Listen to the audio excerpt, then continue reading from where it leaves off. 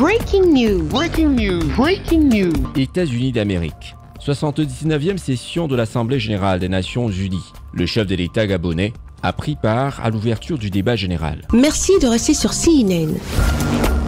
Breaking news. Breaking news.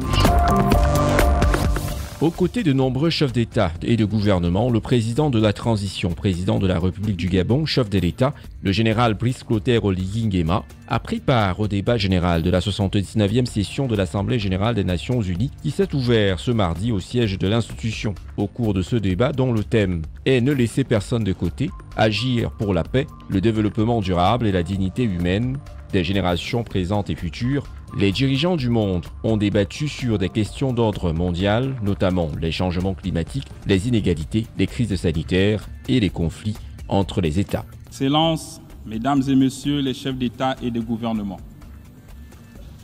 Monsieur le Président de la 79e session de l'Assemblée générale des Nations unies, Monsieur le Secrétaire général de l'Organisation des Nations unies, distingués invités, Mesdames et Messieurs, à l'occasion de cette circonstance particulière, je voudrais m'acquitter du convenable devoir, celui d'exprimer mes encouragements au président de la 79e Assemblée générale des Nations unies, son Excellence Philemon Yang, et à tous les États membres pour la tenue de cet important sommet en marge de l'Assemblée générale. Comme tous ceux qui m'ont précédé, je voudrais remercier les coprésidents des négociations pour la réussite des présentes assises. Monsieur le Président, depuis mon entrée en fonction, le Comité pour la restauration des institutions démontre non seulement sa volonté de restaurer les droits fondamentaux des citoyens, mais aussi d'implémenter les réformes significatives visant à améliorer leurs conditions de vie, tout en respectant nos engagements à l'international.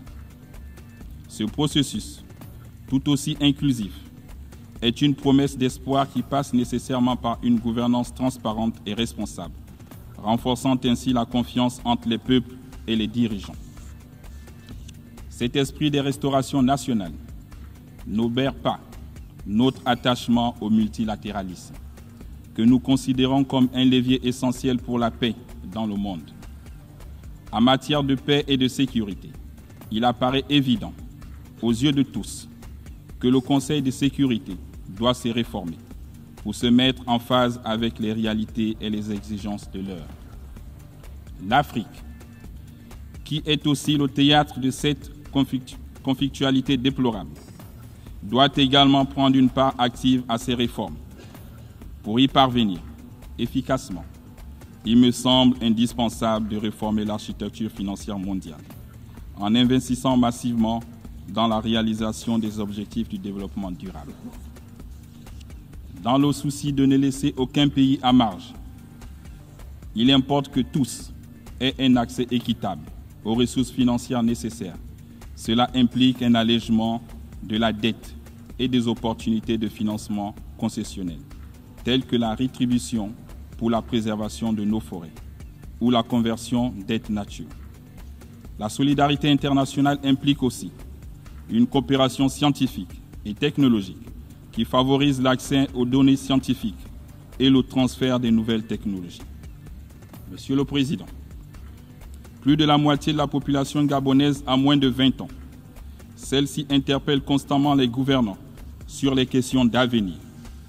C'est pourquoi j'accueille avec satisfaction notre engagement pour le pacte de l'avenir, à renforcer de façon significative la participation des jeunes au niveau international. Un tel engagement exige un investissement conséquent dans le développement d'un écosystème éducatif international accessible à tous, donnant lieu à l'emploi et à l'entrepreneuriat. Monsieur le Président, distingués invités, Mesdames et Messieurs, je souhaiterais souligner que le pacte de l'avenir se réalise pleinement dans un élan de solidarité, d'action concrète et de pragmatisme. Dans sa marche sereine vers la félicité, mon pays, le Gabon, s'engage à jouer sa partition. Je vous remercie.